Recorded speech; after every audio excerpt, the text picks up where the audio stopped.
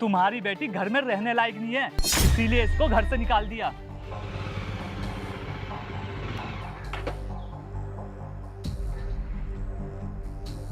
रुको बेटा रुको।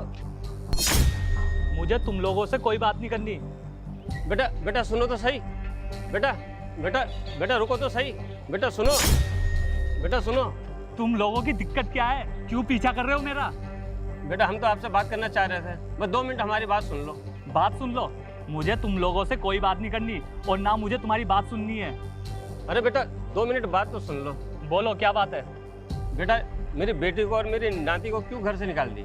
तुम्हारी बेटी घर में रहने लायक नहीं है, इसीलिए इसको घर से निकाल दिया। घर में रहने लायक नहीं है? आप दोनों तो इतना प्यार से रहते थे, फिर आपने ऐसा किया क्यों?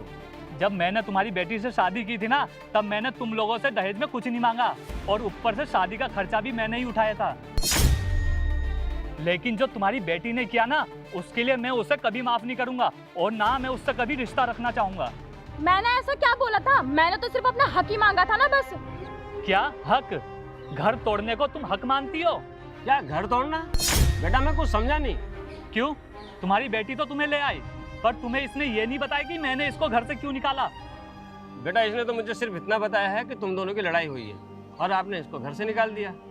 तुम्हारी बेटी का कहना है कि मैं अपने माँ बाप को छोड़ दूं और इसे अलग लेके रहूं। तो इसमें मैंने क्या गलत बोला? मैं शादी करके क्या तुम्हारे बूढ़े माँ बाप की सेवा करने के लिए आई हूँ क्या? मेरे बूढ़े माँ बाप का मेरे और तुम्हारे अलावा और कोई है नहीं, और मैं दिन भर घर पे नहीं रहता, तो मेरे बूढ़े माँ बाप को तुम्हारे अलावा और कौन देखेगा? मुझे तुम शादी करके लेके आए हो या कोई नौकरानी बना के लेके आए हो? देख रहा हूँ अपनी बेटी की सोच।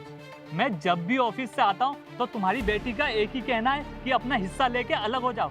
अरे मैं अपने माँ बाप को कैसे छोड़ दूँ? अब आप ही बताओ, मैं इसके साथ कैसे घर पे रह सकता हूँ जो मुझे मेरे ही माँ बाप से अलग करवाना चाहती है? बेटी तुम इतनी छोटी सोच कैसे रख सकती हो?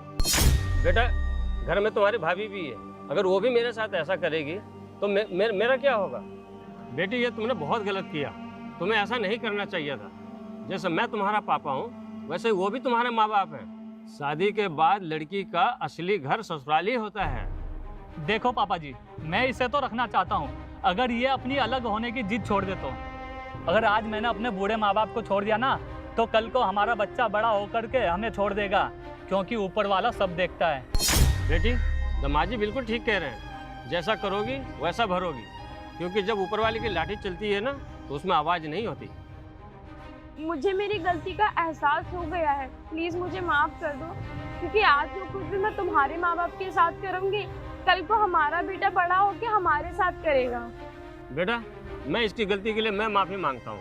आज के बाद से ये ऐसी गलती कभी नहीं करेगी। आप इसे अपने घर ले जाओ। अरे पापा, आप बड़े हो, आप माफ़ी मत मांगो, अच्छा नहीं लगता। मैं इसे अपने साथ घर ले जाऊंगा। चलो बेटा।